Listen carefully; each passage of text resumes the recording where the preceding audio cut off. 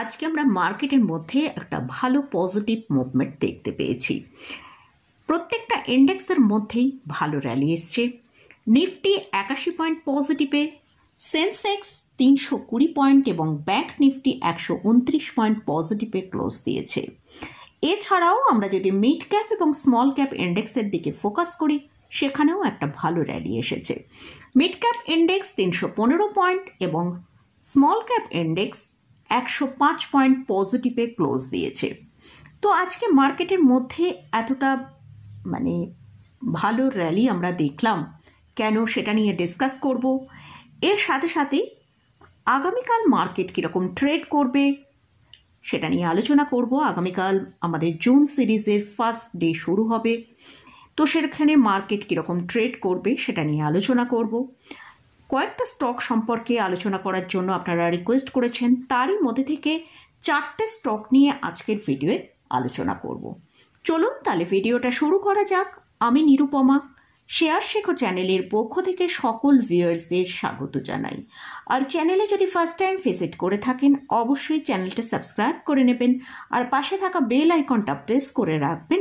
আমি video upload করার সাথে সাথে আপনাদের কাছে ভিডিওটা পৌঁছে যাবে। আর ভিডিওটা ভালো লাগলে অবশ্যই লাইক এবং শেয়ার করতে ভুলবেন না। তো আজকে আমরা যেটা মার্কেটের মধ্যে দেখেছি, নিফটি হায়ার লেভেলে ওপেন হয়েছিল 24,825-এ। সেখান থেকেই আমরা দেখলাম ভালো প্রফিট বুকিং এলো, নিফটির মধ্যে একটা স্ট্রং সেলিং এসছে। তো সেই সেলিংয়ে নিফটি তার যে স্ট্রং সাপোর্ট ছিল 24,700, তাকে ব্রেক করে আমরা দেখেছি 24,677 পর্যন্ত লো তৈরি করে তারপর সেখান থেকে একটা ভালো বাই আসে।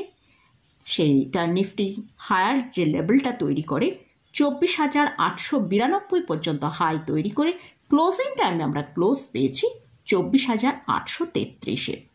তো আজকে কিন্তু মার্কেটের মধ্যে আমরা একটা অসম্ভব ভোলাটিলিটি দেখেছি।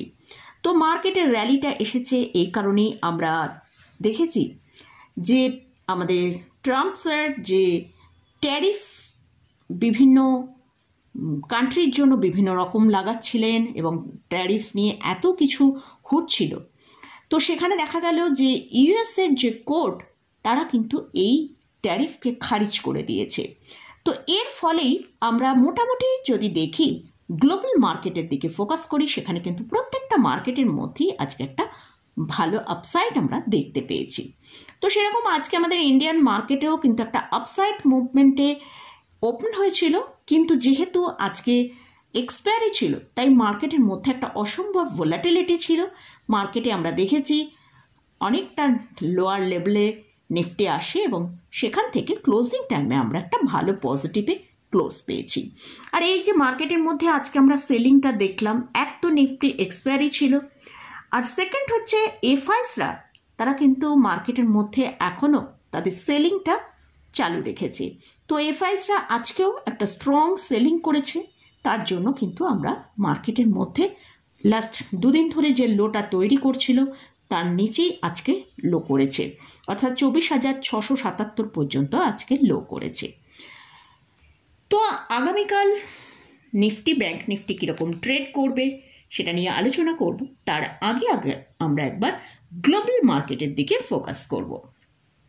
সেখানে আমরা দেখতে পাচ্ছি যে গ্লোবাল মার্কেটে ইউরোপ মার্কেটে মোটামুটি সবকটা ইন্ডেক্সই পজিটিভে ট্রেড করছে। এছাড়াও ইউএস মার্কেটের ডাউন জোন প্রায় 300 পয়েন্টের ওপর এবং ন্যাসড্যাকও ভালো পজিটিভে ট্রেড করছে।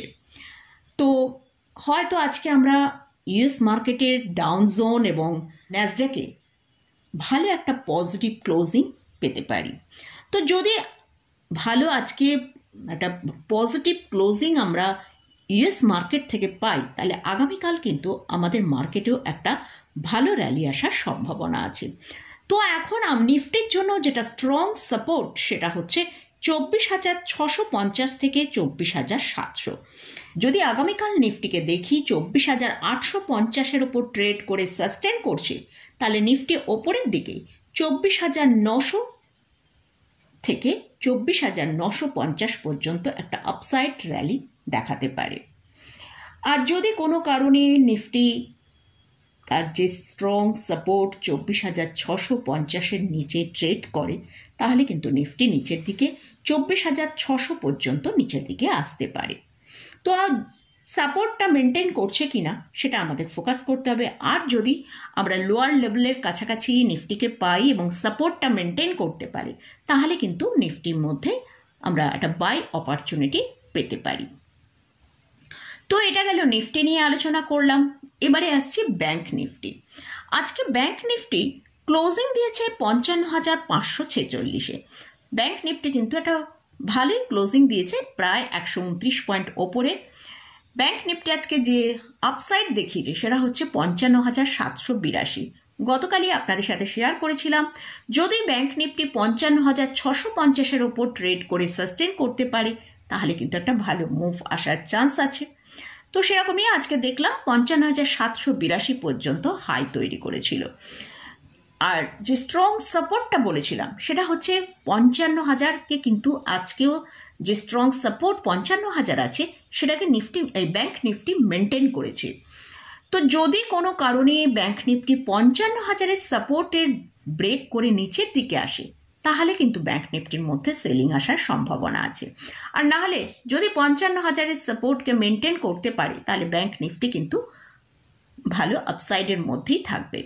যদি ব্যাংক নিফটি ওপরের দিকে 55,750-এর ওপর ট্রেড করতে পারে, তাহলে ব্যাংক নিফটি ওপরের দিকে 55,850 থেকে 55,950 পর্যন্ত একটা আপসাইড মুভমেন্ট আগামীকাল দেখাতে পারে। তো এটা গেল নিফটি এবং ব্যাংক নিফটি নিয়ে আলোচনা করলাম। এবারে আসছি কয়েকটা স্টক নিয়ে আপনারা আলোচনা করার জন্য রিকোয়েস্ট করেছেন, তারই মধ্যে থেকে 4টে স্টক নিয়ে আজকের ভিডিওয়ে আলোচনা করব। ফার্স্ট যে স্টকটা নিয়ে আলোচনা করছি সেটা হচ্ছে সারদা এনার্জি অ্যান্ড মিনারেলস। এই স্টকের কারেন্ট প্রাইস চলছে 437 টাকা। এটা একটা মিড ক্যাপ ক্যাটাগরি স্টক। এই কোম্পানি সারদা গ্রুপের কোম্পানি।